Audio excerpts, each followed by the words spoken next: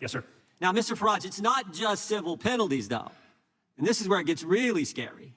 Because my understanding is there's criminal penalties, and I think in 2023 in the United Kingdom, there were 12,183 arrests for offensive posts.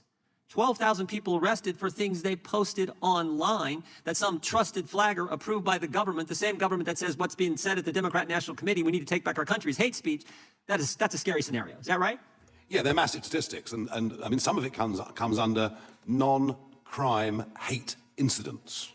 So you've said something on social media, someone's taken objection, and you get the knock at the door from the police sort of warning you that if you do this again, something may happen. And this has now been broadened out. I mean, Mr. Price made the point. What is hate speech? How do you define hate speech? And that's the problem, isn't it, with all of these laws? Yep. That we finish up at a position where local police forces, etc., have to choose their own interpretations. I think, again, as I said to you earlier, the timing of this hearing today is perfect because the head of the Metropolitan Police, who arrested Graham Linehan at Heathrow Airport, he's thrown the ball back now to the British Home Secretary and the government to say, please tell us, what is this law intended? What are we supposed as the police to do? So I think we're going to have a much more rapid debate about this. But my worry is it may get worse, if I may quickly, because the Labour government now are intending to pass a law that has a definition of Islamophobia.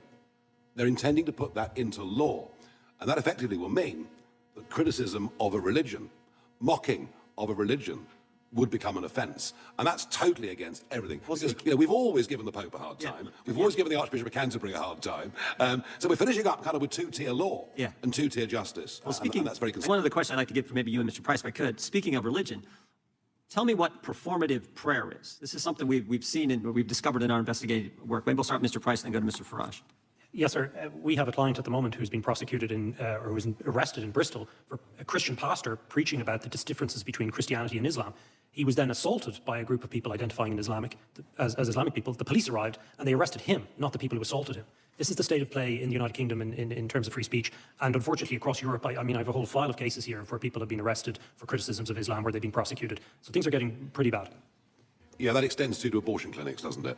And the abortion debate in Britain and Europe is different to the abortion debate in America. It's in a different place. But we have seen people warned or arrested if they've been seen to be praying outside abortion clinics, even if they're doing it silently.